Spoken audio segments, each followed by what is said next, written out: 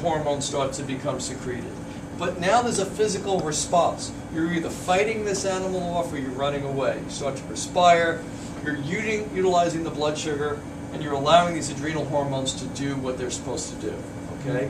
If you survive that encounter, you come down off of that, you get a parasympathetic response, and that's what releases the testosterone, human growth hormone, and all the other anabolic hormones you need for tissue repair. Remember, you just fought off a saber-toothed tiger. You might have a cut, so you got to heal the wound. You might have some bruising, so that's got to be resolved. You might have some sprained ligaments or strained muscles or broken bone. Okay, you have to heal from that. The body will heal itself if you put everything in alignment. Okay, so let's take scenario number 2. You're in a staff meeting.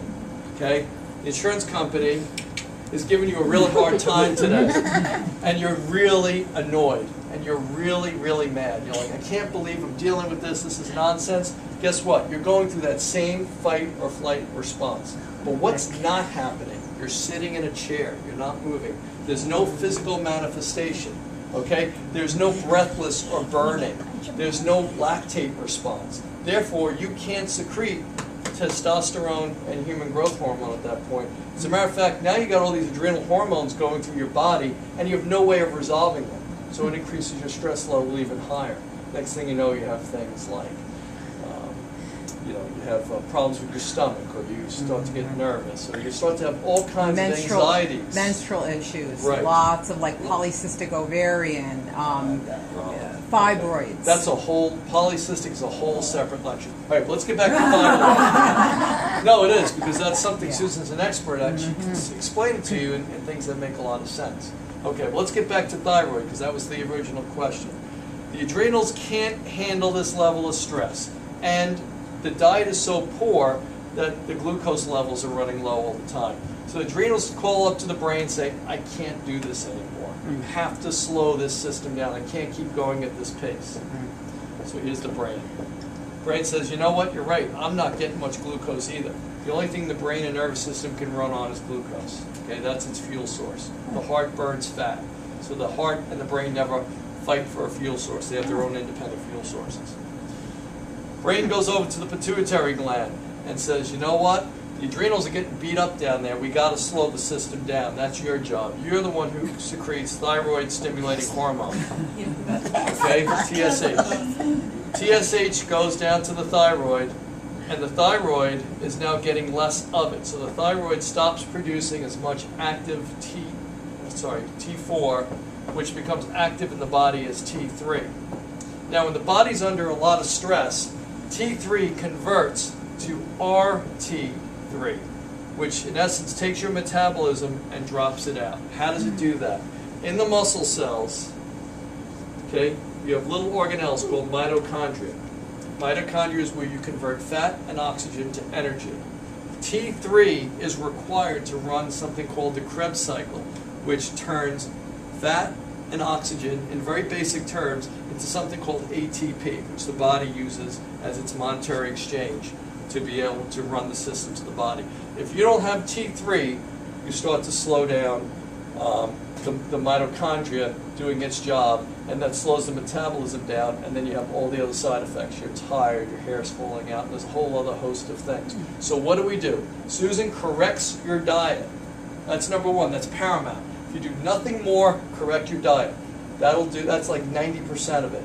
Then we teach you how to exercise so that you get 2 B's, burning and breathlessness, hot and heavy, causes a lactate response. If you can spell it, I'll be even better. Lactate response, which is the trigger in the brain to tell the adrenals to secrete testosterone and human growth hormone. Okay? That makes you leaner, stronger, more fit, everything that you want. And that's how we fix someone with a thyroid issue. Very few people have thyroid cancer. Very few people have nodules. I mean, there are some extenuating circumstances, don't get me wrong. But the truth of the matter is, the reason you have a thyroid condition, for most of the people that we see, is because they have a crappy diet and they don't exercise. And that is the truth. Now some people say, I don't like that truth, but They like to say it's genetic. My It's mother genetic. has high blood pressure. My father had cholesterol, and they had a crappy diet too. I'm sorry. Right. You don't inherit your parents' genetics, you inherit their bad habits. Okay, let's sit down. Let me get through this.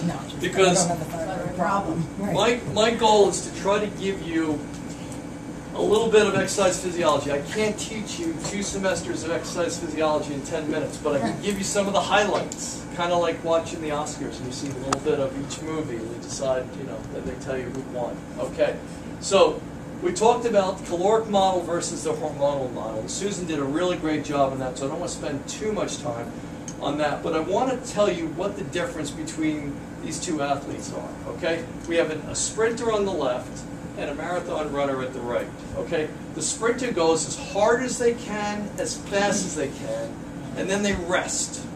So what they're doing is they're stimulating a burning and a breathlessness. They're going hot because they're starting to sweat. Obviously, when you start breaking down fats and sugars, you break hydrogen bonds, and that creates heat, and that's why we sweat.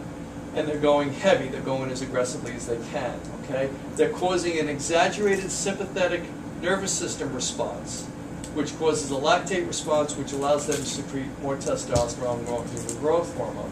They're going from one extreme, very high level, and what do sprinters do when they're done running? They walk or they rest. What does a marathon runner do?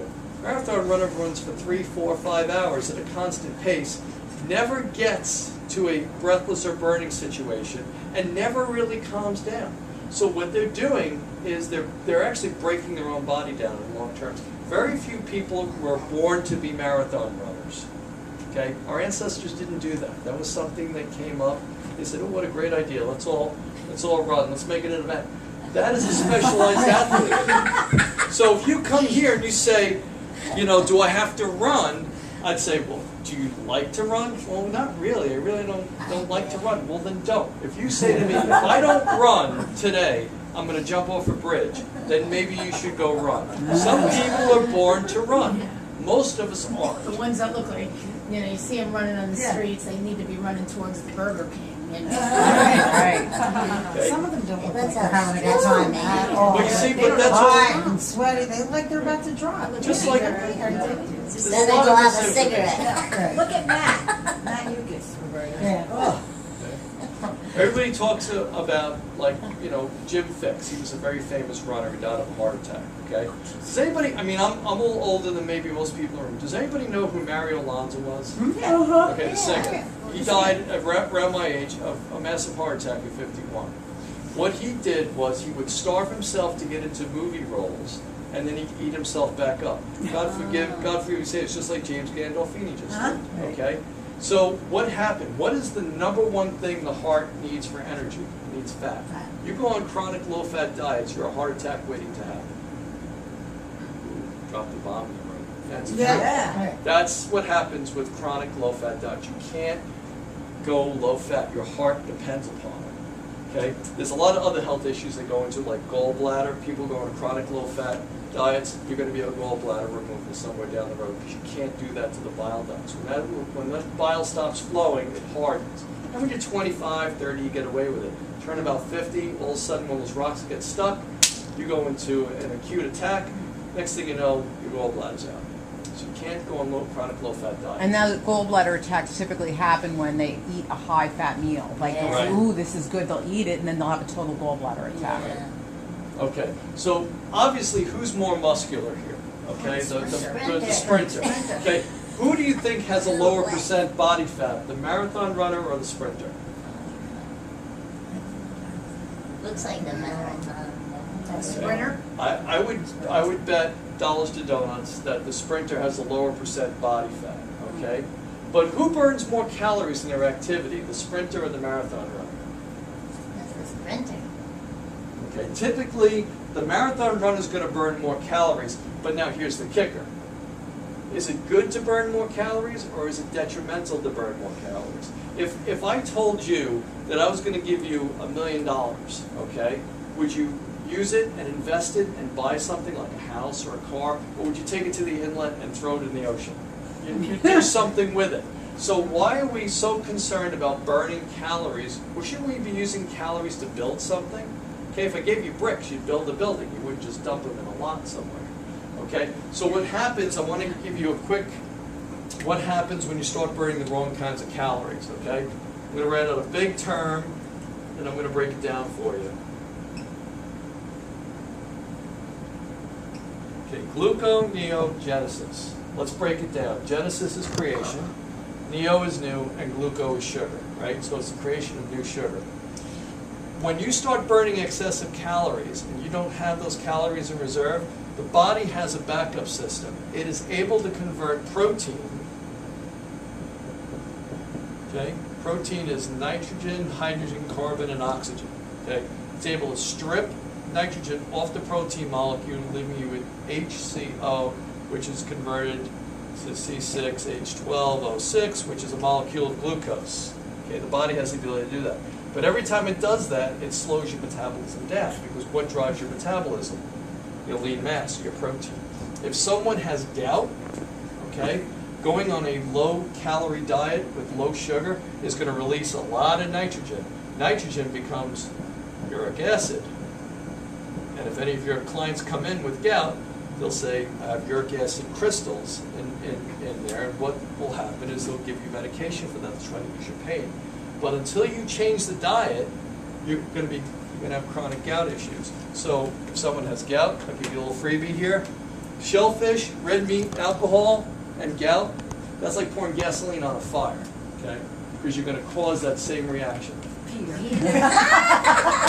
Okay? Good. So, real quick, calorie model, we know it doesn't work. Susan kind of beat that, but I'm just going to give you a little bit. If I was to drive from here to Newark, and it takes 5 gallons of gas, and I put 2 gallons in my car, am I going to get there? No. Okay. So why is it that people think they can eat less and exercise more, and that's going to help them to lose weight? Well, it will help you lose weight, but the problem is you won't lose fat. You'll start to break down your metabolism. You'll go through gluconeogenesis, you'll lose weight. Now remember, when you break down lean mass, a lot of lean mass is water. So it's like taking a sponge and wringing it out. Okay? As soon as you go back to a normal diet, the weight comes back on, and it comes back faster because you just destroyed your metabolism. You took like a big V8 engine and you turned it into a V6 engine. It doesn't burn as much fuel. Okay? So with the calorie model, mandates duration over intensity. More is better. Well, one of the things we're going to talk about is the hormonal effect of exercise. As a matter of fact, I kind of touched on it, but we'll talk a little bit more about it. Relies on willpower alone. I got to starve myself, okay, to get down. Treats the body like a furnace. Simple mathematics. It's not food in, food out. I think by now you've started to realize that we are a system or a group of systems that is controlled by hormones. Hormones either speed up a reaction or they slow down a reaction. The other thing we look at is the enzymatic response to exercise. When we go hard, we go heavy, we get into that breathlessness, one of the enzymes that our body will release is something called dehydrogenase. Dehydrogenase is your fat-burning enzyme. What it does, what enzymes do is enzymes take things apart, they put them back together, like Legos, okay? So if you have a big triglyceride molecule, in order to get it out of the cell, it has to be broken down, okay? It turns into fatty acids and a glycerol molecule. And it's able to pass through the cell very, very easily, okay? And then when it gets to wherever it needs to go, enzymes put it back together and it's burned in the muscle cells. Fat is only burned in oxidative tissue, which is muscle, okay? So what else does this, Susan talked a lot about sleep and stress. Okay, the calorie model completely ignores this, okay? So we know it doesn't work. Weighs every mode of activity is the same. Sprinting versus jogging. We know right now they're completely different. And does not take into account the hormonal effects of exercise, weight training versus cardio. Next slide, please. I'm going fast. If I'm going too fast, say, Mike, slow down. I don't get that. Okay. Okay. Certain modes of exercise. Sorry, I didn't realize you turned the slide. Certain modes of exercise positively or negatively affect hormones. Okay. Positive reaction would be getting to what we call the 2 B's and 2 H's, burning and breathlessness, hot and heavy. Okay. That's how we know we're moving on the right track. It allows us to have a certain physiological response, the lactate release, and of course the anabolic hormones with the testosterone and human growth hormone. So a hormonal effect determines your physical outcome. What are you going to look like? If you have a lot of testosterone and a lot of human growth hormone being secreted, you're going to get leaner, you're going to get stronger, you're going to have greater endurance, as opposed to doing something long term where you're not getting that response and you just get smaller and smaller and smaller. Kind of like Susan talked about the big pear versus the mushy pear. Okay? Physiological outcome. We talk about hunger, we talk about energy, and we talk about cravings. Okay? If you're on a calorie model and you're starving, you're going to be hungry and you're going to have cravings, you're going to have low energy. If you're using the hormonal model and you're eating a balanced diet and your systems are actually getting more and more efficient and working better, you're not going to be hungry because you're being well fed. You're going to be satisfied, you're going to have higher energy, and you won't have the cravings. Cravings come because you're not meeting a need of the body.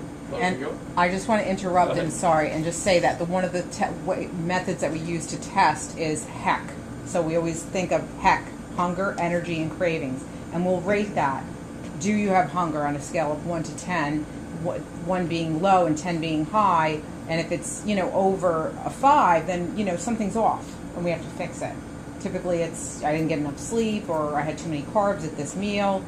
Energy, you want high. And then cravings. Or hunger is from the gut and craving is from the head. So a craving is, like you just said, Peggy, I had dinner and now I want kashi. Right? So you're craving sugar. Okay? So we have to address differently. And we use 2 supplements here that seem to work phenomenally. And Maureen is on one of them, and it's a branched chain amino acid. It's like a drink. It tastes like a little like Crystal Light. It's delicious, and it's a recovery agent, and it's very safe. And people actually was made for people in burn units that needed to have recovery, and we're actually using that drink as a way to manage these cravings and the hunger and some of the energy issues that people typically have when they change their nutrition program. And the other one is my favorite, which is basically unsweetened cocoa powder. If you decide to do nothing with us, go out and get it, and you take it for cooking. Well, there you go. Baking. What it does is it is a surge of. What do you do with it? You put it in hot water, and you put a little stevia in it, and you have I blend it with a hand mixer. What? I'm sorry. Stevia, like a sweetener, a plant-based sweetener, and you blend it, and it's like drinking like a watery hot chocolate. Or I've gotten really creative. I throw ice cubes in the cacao, and I blend it in a blender, and I add like a little almond milk, and it's like a smoothie. It's delicious. And what it does is it gives you a surge of magnesium, which is something that helps the neurotransmitters in our brain, and it gives you a surge of dopamine, which gives you motivation, and also serotonin, which gives you confidence. Which, guess what? Women Do you need. have like a little recipe for that? Yeah, it's actually like how much? It's actually it's on my Facebook site. I'd see you. Yeah. Oh, okay. And it's great. You can get Truvia, yeah, you could probably use a little Truvia. I didn't mean to interject, but those are Yeah, no, that's okay. those are the 2 very helpful drinks that we like to. I promote those big time. The branched chain amino acids are. Unfortunately, I think you have to get it at a GNC, or I have a Amazon site where you can order that. DPS Solutions. The cocoa drink, especially for you, would be DPS. awesome. I can give you that recipe. You can get across the street. You can get that. It's cacao powder. It's just basically unsweetened chocolate. Right. Yeah. And it's a You powder. can buy baking chocolate. Baking chocolate. But the cacao is a little bit better because it's organic and it's not cooked at high temperature, and you just get a huge surge of the magnesium, I believe, and selenium, which is a helpful neurotransmitter aid, and it gives you that dopamine. Maybe not too much after dinner because you may be Not you. sensitive. Only in that you may not be able to get to sleep because the dopamine Right. portion of it. You have to see. Maybe the branched chain would be a better drink for you at night. So I put up on the board what I eat in the morning. I have a cup of water, a third a cup of oat bran, 2 teaspoons of cacao powder, a couple drops of stevia, and some cinnamon. And coconut flakes. Oh, you can put that in too. There's so many lectures that could come. I'm from sorry, this. Mike. You forgot your protein powder. Well, you didn't let me get there yet. Sorry. Stepped all over me. All right. I eat 2 eggs and 2 strips of turkey bacon every morning to get my protein up a little bit. But you can put a good quality protein powder in that, and that's a complete meal. Okay. If you're not using coconut oil, it's something you can read about more on our website or on our Facebook page. It's an excellent source of a healthy fat. Okay, it's a saturated fat, monosaturated fat. It's phenomenal for the brain. There's a lot of really good quality jury research out there that's using it with Alzheimer's, and they're getting very, very good results with coconut oil. So that's another whole separate lecture. Okay, flip to the next slide, because we kind of covered all this. Okay, so we teach intensity trumps duration. Okay, so many people come to us and say, one of the main reasons I don't exercise is I don't have time. I'd say, okay, if I can get you to do 20 to 30 minutes of exercise four or five times a week, could you fit that into your schedule? Well, yeah. I mean, usually I'm at the gym for 2 hours. Okay, because there's a lot of downtime. And when you were training with us today, if you did some of the burst training with Susan, that's how you efficiently can get through your cardio. We start people with as low as 8 minutes. They come on, they warm up, they do their first burst at 1 minute, they do their second burst at 5 minutes, then they cool down, and then maybe they do some restorative walking, they go down to the beach, or maybe they walk on a treadmill if it's kind of inclement weather. But we can have you done with your cardio in 12 to 15 minutes. As far as strength training is concerned, you kind of saw what I had up on the board. When we do our group training, okay, we use the timer. Again, people are a little more together because they've been working together as a group. So if I say do this exercise and do that exercise, they're ready to move on to their individual exercise. But we go 1 minute on, as hard as you can, as long as you can, until you can, and then you rest until you can. You hear me say that all the time. And when someone's bent over resting, I'll come over to them and I'll say, that's the way to rest. I want you to rest. I'm looking for that breathless and burning sensation. And then they recover, and recovery is innate. You know when you're ready to begin again. I don't have to tell you. You start back up again. Then it may give you a 30-second rest, and that's just to get you from one piece to the other. And we'll go through that circuit for about 20, 25 minutes. If you're a one-on-one client, I'm stretching you. We're doing some other things. But the meat of that program is about 20 to 30 minutes, and you're done. You're done for the day. So you don't have to spend hours doing exercise. So we'd rather go with a higher intensity to get the hormonal effect of the exercise, as opposed to doing long, slow, distance, moderate exercise, which doesn't give us our hormonal effect. Okay, fat burning zone is a myth. That's like someone getting onto one of the cardio pieces and getting at that 0.65 percentage of your max heart rate, holding it for 30 to 40 minutes. It doesn't allow you to get that hormonal effect. So we don't teach that anymore. We did teach that for a while. We used to have people doing 2 hours on the treadmill, walking with weights in their hand uphill, and keeping them in a target zone. Okay? So we've changed. As the science has changed, we've changed. Post-exercise consumption, EPOC. This is something that's relatively new. What this is saying very basically is that after you finish exercising, because of the hormonal effect and the way that we do the exercise, you continue to burn fat for 24 to 48 hours afterwards, because we've set you up in a hormonal design that will allow you to continue fat burning. Okay? We've talked about catecholamines, we talked about the adrenal hormones, epinephrine, norepinephrine, and so forth. We talked about the testosterone, lactate, HGH, and the net effect, of course, is decreasing body fat, decreasing inches. So we're not going by the scale. Again, 2 people, they're both 150 pounds, they're both 50 years old, they're both 5'8", but one is 20% body fat, one's 30% body fat. It has to do with composition. Okay, flip to the next slide, please. Some of this we talked a lot about. Okay, I beat the B's and the H's to death here. Breathlessness, we're getting a cortisol release. By the way, cortisol is not a bad hormone. You need it to sleep. What cortisol does when you're sleeping is it allows you to go through the process of gluconeogenesis, breaking down protein so that your brain and nervous system can survive through the night. So you need cortisol. So if you know someone who's taking Cordate or Reticor or whatever that other stuff they sell on TV, don't take it. Your body needs to produce cortisol. It is important. God wouldn't have put it there if you didn't need it. Okay?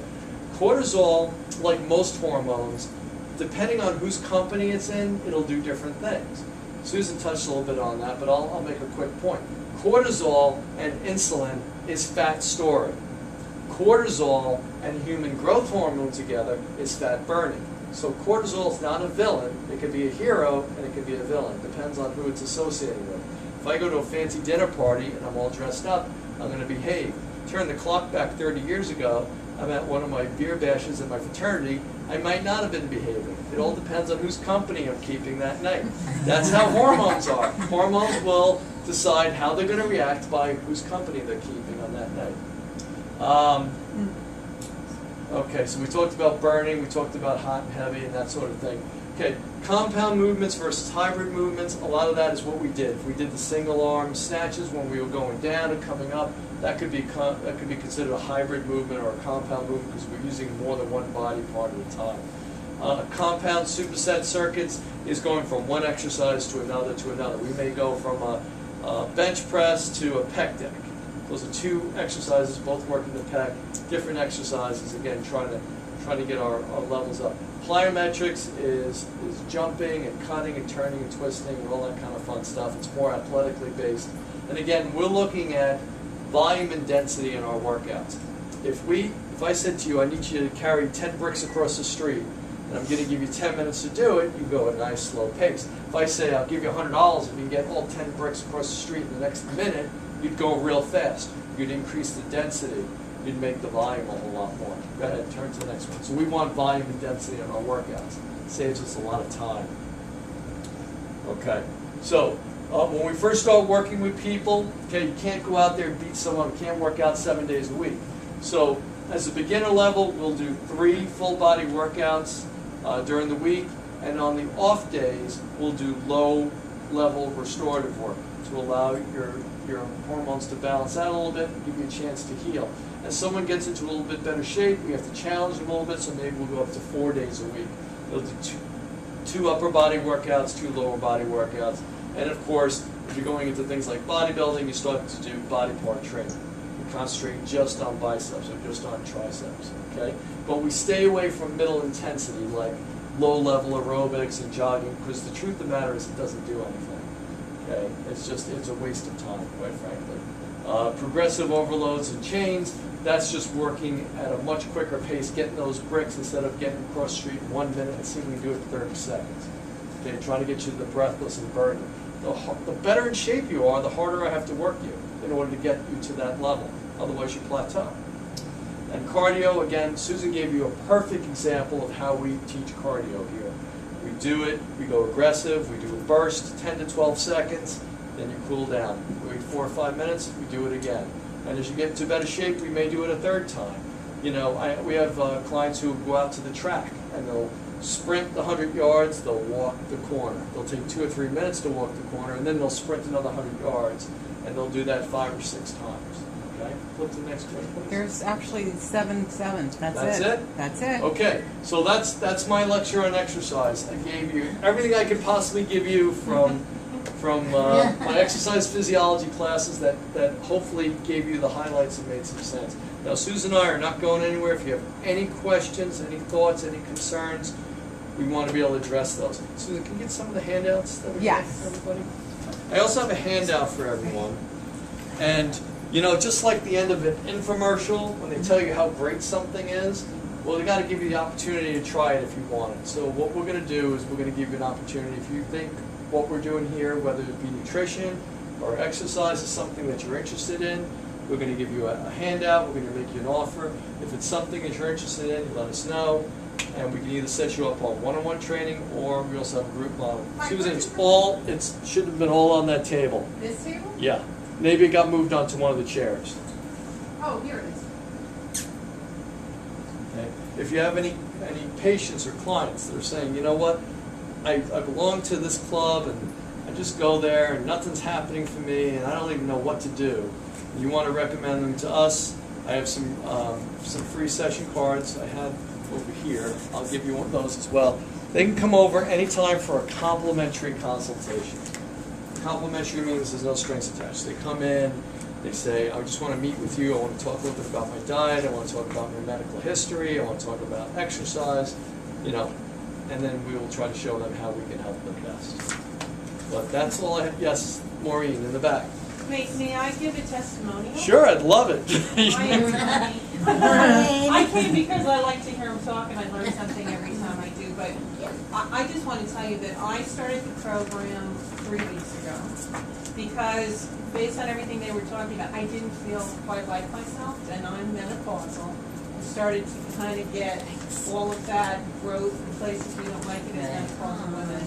So I exercise all the time, and I ran every day, and I still felt terrible. So I came in, and Susan put me on the nutrition program. I consulted with Mike. I've been on it 3 weeks. I've lost 3% body fat. I've lost 3 inches in my waist, overall inches. I feel, Mike works me out hard because I like to work out, so they do more and more repetitions. Every day after I exercised hard before, I was always in pain. I drink the branched chain amino, and it's like Crystal Light. I haven't had pain since I began, and I lift heavy weights, and I go on the track and I do the burst sprints, and I don't do the long run. And I'm a Weight Watcher member for life, so I've been doing that. But when you turn a certain age, it doesn't work.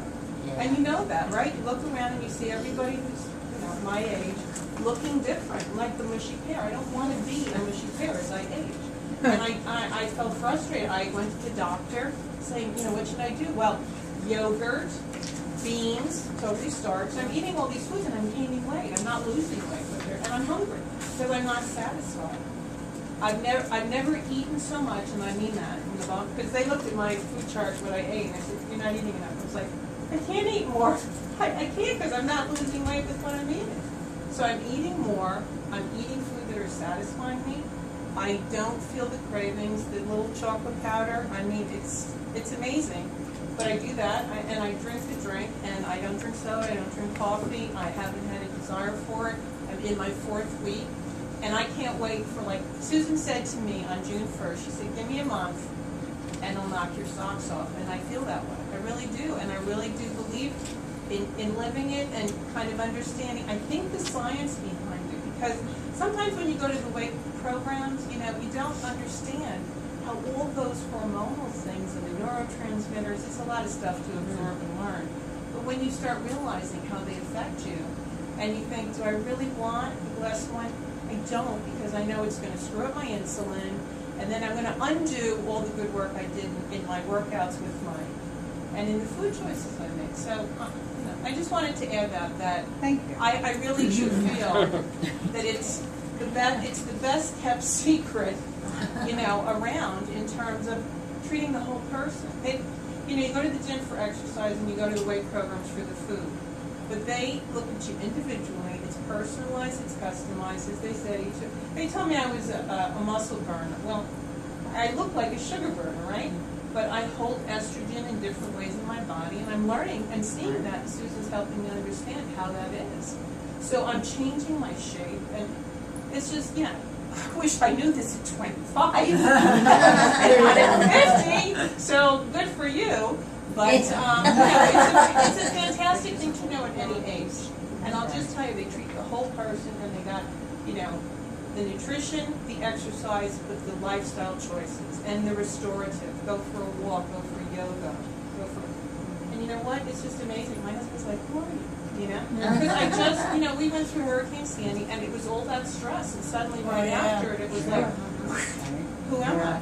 And I said to Susan, I just don't feel like myself. And we went through the thing, and she goes, this is your dominance, and you're low in your dominance. And I was like, what?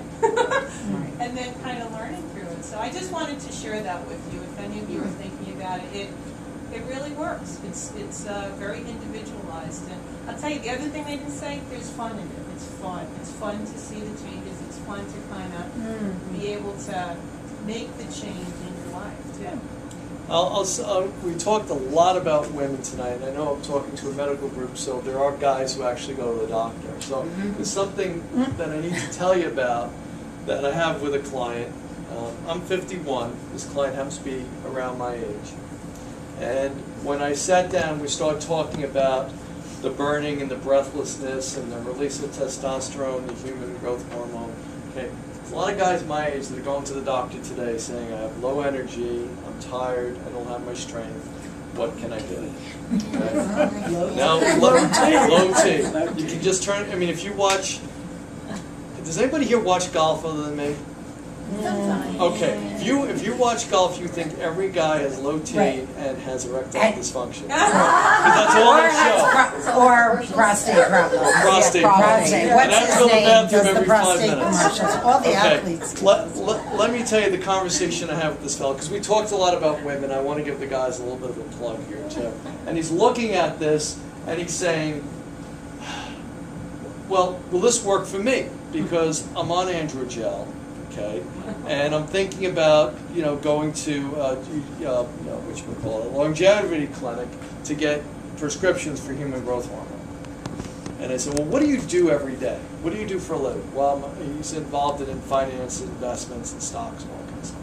I said, okay, well, tell me what your day's like. He goes, well, I get up in the morning and I eat breakfast, I drive to my office, I sit at a desk, I sit in front of like 2 or 3 computers all day long, and I get home, and at the end of the day, I drive home, I eat dinner, and I usually watch the ball game at nighttime. I said, well, that's why you have low T. And he's like, why? I go, well, you're not doing anything. Your body likes to conserve energy. And if you don't need something, you're not going to produce it. If nobody has a driver's license in here, why would I keep making cars? There's no use for them. So you have low T because you gave yourself low T. Your body is shutting down. That's what's happening. Mm-hmm. So what happens in the body from a hormonal standpoint when I supplement a guy with high levels of testosterone who can't utilize testosterone? Has anybody ever heard of a term called esterification? Okay, good. This was something we all got in physiology somewhere along the line, but lucky me, I get to talk about it all the time. Esterification is taking testosterone and putting it through, and it becomes estrogen. So we turn testosterone into estrogen. Unless your doctor is putting you on something called an aromatase inhibitor, excessive testosterone that either is injected or applied is going to convert from testosterone to estrogen, and now the guy has man boobs on top of him being tired and weak and no energy. Okay? And I guarantee you, I'm not picking on, and there's a physician in the room, forgive me for saying this, but I have yet to meet a physician who will come and say, I'm putting you on androgel, but you have to take your aromatase inhibitor too, otherwise we're going to convert all this testosterone to estrogen. That's something the drug rep doesn't tell you. Because... It's scary. Yeah. Okay, but you have to understand, I'm coming from a position of science. I'm not coming from a position of marketing. I'm a scientist. I'm an exercise physiologist. This is what I do. So I'm going to tell people how it is. And if I annoy someone along the line, you got to know the truth, So when we start talking about hormone replacement therapies and other therapies for thyroid or for,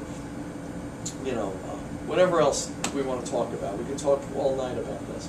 You have to understand the body has the unique ability to heal itself, but you can't sit on your butt and you can't eat junk. It doesn't work like that. There's no drug that can replace exercise and good nutrition and sleep.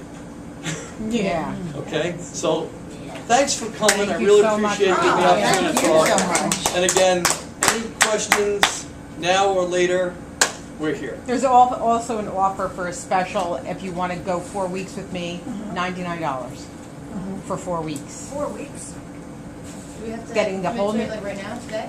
No, That's the nutrition part. Yeah. You mean the nutrition part? Yeah, the nutrition part. And then And then the there's a extra special for the exercise, I think, per group. And I put a group schedule in there. It's in the bigger letters in a bigger box.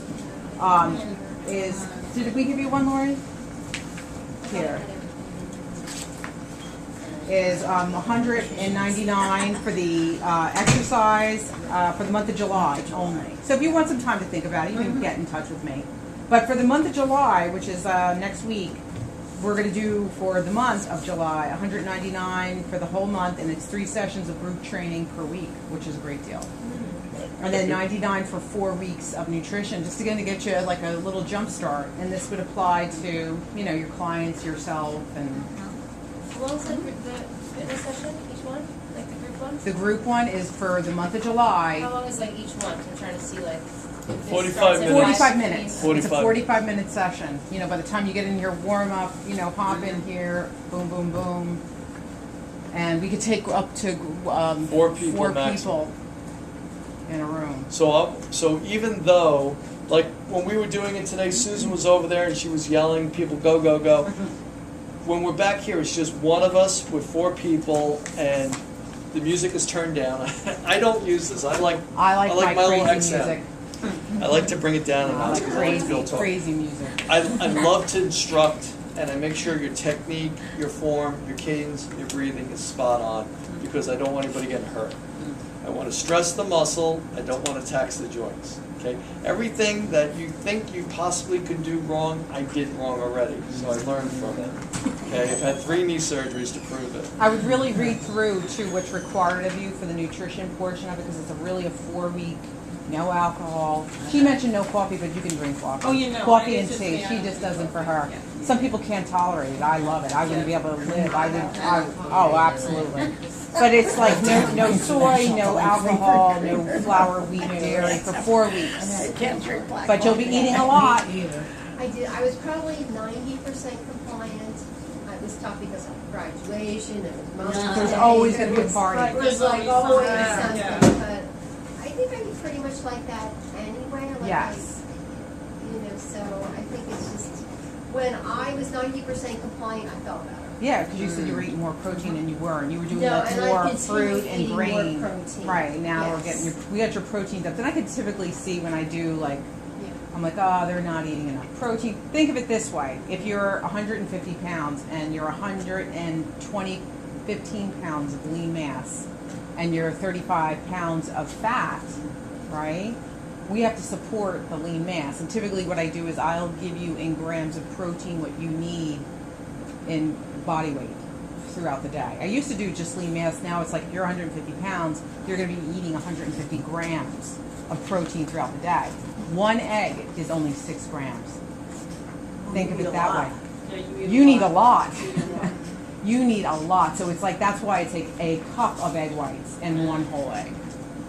And at least 25 to 30 grams of protein every meal. And if I have you eating 5 times a day, and it's animal protein too. I mean, a little bit of the plant-based can be add up to the 150 grams, but you're eating 150. That's the science behind it. Eating grams what you are in body weight, and you will change. You will change. It's And not you will just- not want the carbs. You won't want them.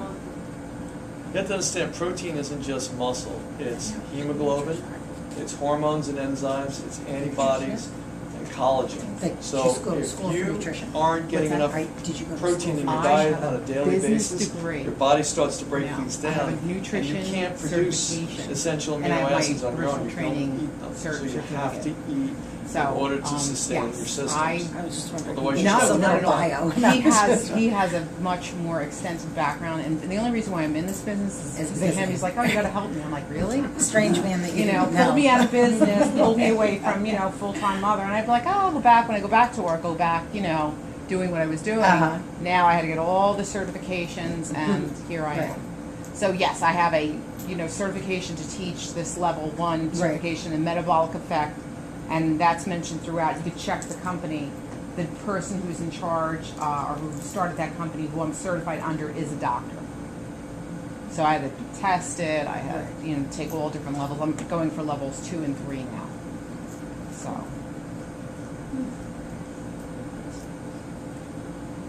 Thanks again for coming, everybody. I certainly hope you Thank got a you lot of very it. much. yes. Our pleasure. So when you guys see patients and they have questions or they're This is also for you, but it's also for your patients, please. I've been, I'll ask, patients tell me that their metabolism, they feel like it's stuck, they've tried everything, and that's when I say to them, well, what are you open to? Would you like to work with a nutritional coach or like a exercise physiologist? Because I can send you the information and you can decide for yourself and go for the free consultation. And there's also been, I think, a young man that I spoke to, I don't know if he's contacted you, but he had a back injury from a motor vehicle accident. And he's like 8 years later, and he's really still having problems with his back. I suggested he come visit you because now he's starting to exercise